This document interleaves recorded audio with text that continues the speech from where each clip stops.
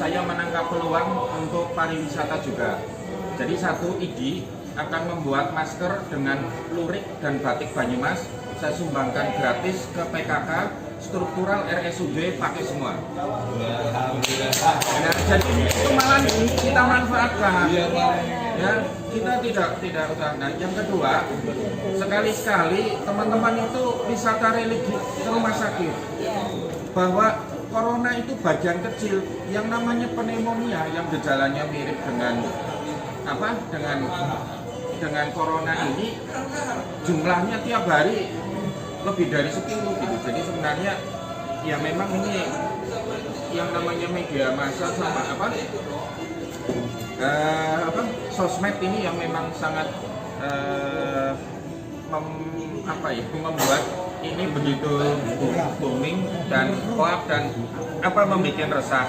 Itu sebagai pembuka. Jadi kewaspadaan yang kita dikerjakan oleh di bawah di bawah satu komando dari Dinas Kesehatan, kita di rumah sakit sebagai pelaksana itu merupakan standar untuk kewaspadaan yang maksimal gitu, sehingga jangan menjadikan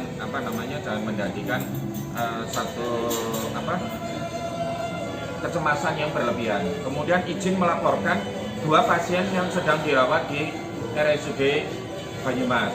1 pasien yang datang dari Hong Kong.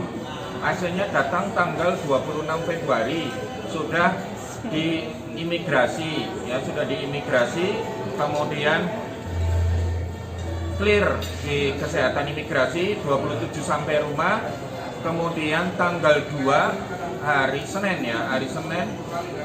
panas tinggi, diare, muntah, kemudian dirujuk periksa ke rumah sakit Wiradadi karena ini yang paling dekat.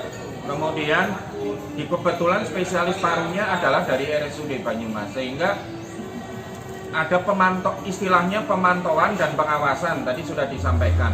Ada istilah lagi suspek dan probable. Istilah mana yang akan kita pakai hari ini dari RSUD sedang rapat di Depkes, nanti nomenklatur nasional akan disamakan. Apakah suspek, probable, atau pengawasan. Karena ini ada beberapa hadis yang beda-beda. Jadi ada hadisnya departemen, ada hadisnya paru, ada hadisnya penyakit dalam. Pada sohehe. Tapi nanti madhab mana yang mau dipakai ini sedang ditanyakan. Jadi kalau dari Departemen Kesehatan ini ada pengawasan, ini ada pemantauan. Dikarenakan ada keluhan batuk, pilek, panas, kemudian ada riwayat bepergian ke daerah endemik Cina, Hong Kong, Taiwan, Jepang, Singapura, ini kemudian kita lakukan pemantauan sehingga dilakukan SPO seperti yang sudah digariskan Dinas Kesehatan, dirawatlah di Banyumas. Ya. Tetapi sampai pagi tadi parameter medis, 1 orangnya kompos mentis Pak, artinya sadar penuh Pak, bisa ngerumpi, bisa ngerasani, bisa WA-an Pak. Kompos mentis murni, GCS-nya 15. Kemudian vital sign, suhu, nadi, pernafasan,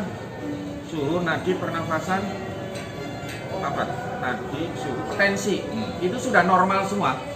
Ya, sudah normal. Keluhan subjektif sudah berkurang jauh. Pasien yang kedua, ini sebenarnya pasien asma Pak, dari DKT. Sebenarnya pasien asma, tetapi kemudian habis bepergian dari Singapura dan Malaysia mengeluh demam, batuk, pilek.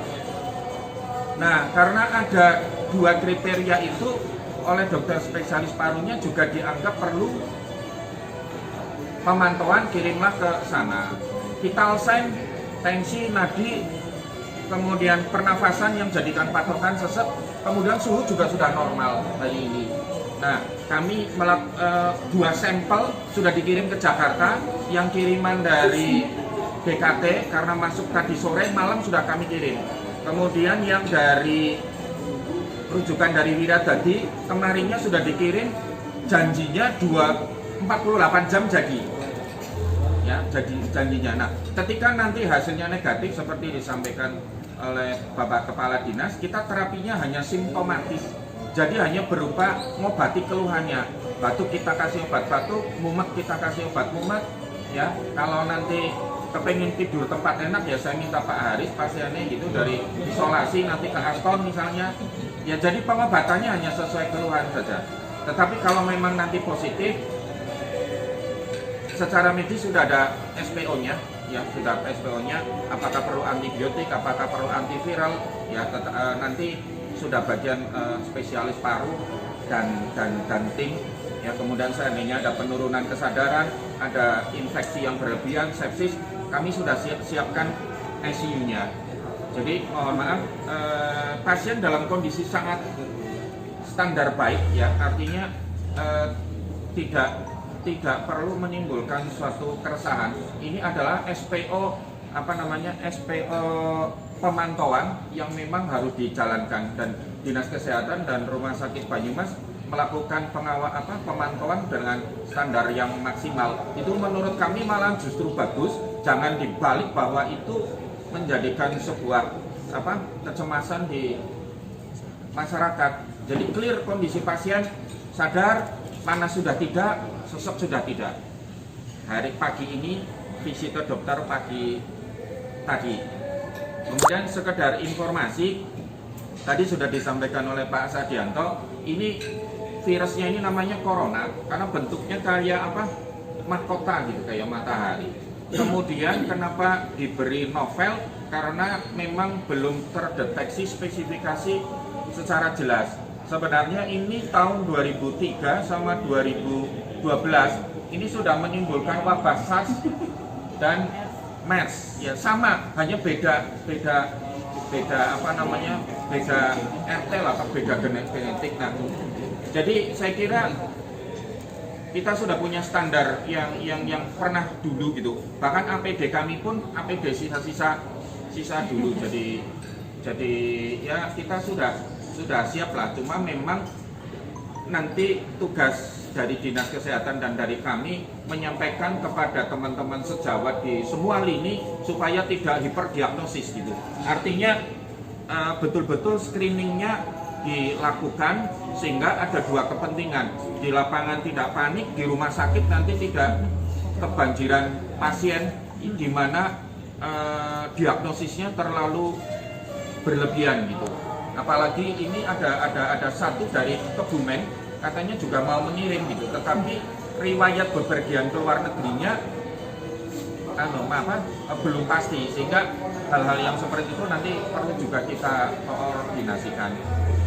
Kemudian penyebarannya sekali lagi droplet. Jadi lebih pencegahan yang paling baik sebenarnya cuci tangan seperti yang disampaikan Kepala Dinas ya. Jadi karena penyebarannya droplet. Memang ada juga Pak madhab yang mengatakan pakainya lewat airborne, tapi itu nggak sokeh Pak. Jadi lebih banyak yang pakai ini ya. Jadi kalau ya lebih ke arah ini. Kalau memakai masker tapi sudah sokeh juga. Sudah. Cuci tangannya tidak benar juga percuma Pak. Nggak ada gunanya karena persentase terbesar penularannya melalui droplet ya. Kemudian zoonosis penularannya itu dari binatang ke manusia. Nah kemudian mengalami transformasi ini yang menular ke manusianya dan menyerang pada orang-orang yang punya penyakit kronik, ya ada gula, ada TBC, kurus, kemudian daya tahan menurun gitu, sehingga memang perbaikan kondisi fisik dengan hidup sehat yang disampaikan Kepala Dinas memang itu juga pencegahan paling murah yang bisa kita lakukan gitu. Terus kemudian jenisnya itu, kemudian kenapa diberi nama itu, kemudian cara penyebarannya, kemudian pencegahannya, ya itu paling baik cuci tangan Mbak. Paling baik itu nomor satu, sehingga kalau di hotel ada tapi saya kira ada loh adanya yang untuk cuci mulut ya. Ya di semua hotel biasanya ada, tapi kalau sekarang ditambahi ini, kemudian di depannya ditempeli stiker